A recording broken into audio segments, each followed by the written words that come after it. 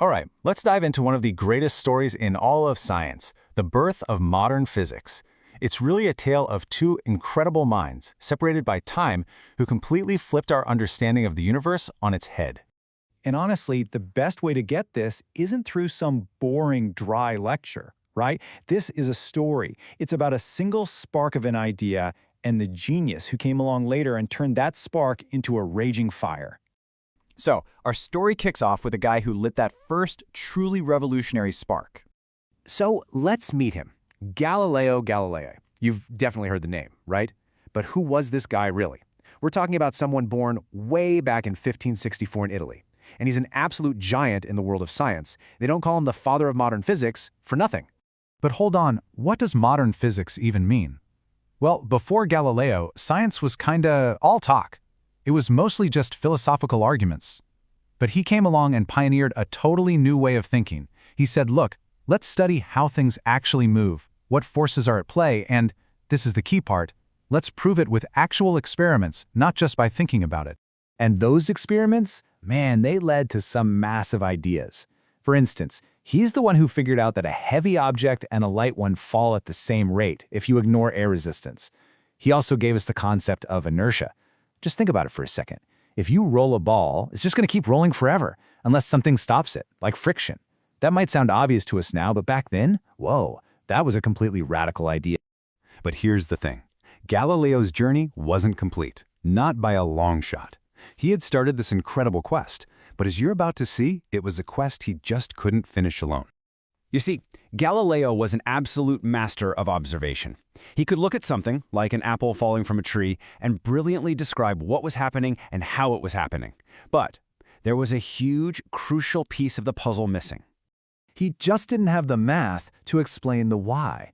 He couldn't take all these amazing observations and turn them into universal laws, equations that could predict the motion of anything, anywhere in the universe.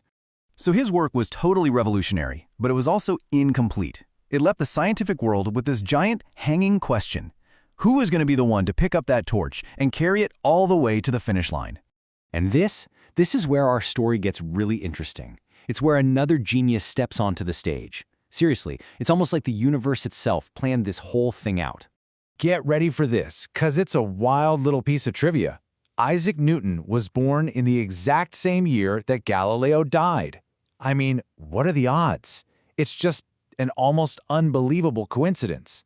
One of the greatest minds ever leaves the world, and in that same year, another one arrives, basically ready to pick up right where he left off. I mean, you couldn't have written a more perfect handoff. You've got Galileo, the pioneer over in Italy, laying all this amazing groundwork with his experiments. And then, boom, along comes Newton in England, the unifier, who is ready to take that foundation and build a skyscraper on top of it, using the universal language of math. Because see, Newton didn't just continue Galileo's work. No. He forged an entirely new framework for understanding the entire cosmos. It was a complete game changer. So how on earth did he pull it off? Well, first, he basically inherited all of Galileo's amazing ideas. Then, and this is incredible, he invented the mathematical language he needed to describe it all. Calculus. And once he had that powerful tool, he could finally define the fundamental laws that govern, well, everything. And the result of all that? Just the foundations of physics that we still use every single day. He took Galileo's idea about inertia and made it official as his first law of motion. Then he gave us two more laws, and the grand finale? The law of universal gravitation. This was one single, elegant idea that could explain everything from that apple falling from a tree to the moon orbiting the Earth.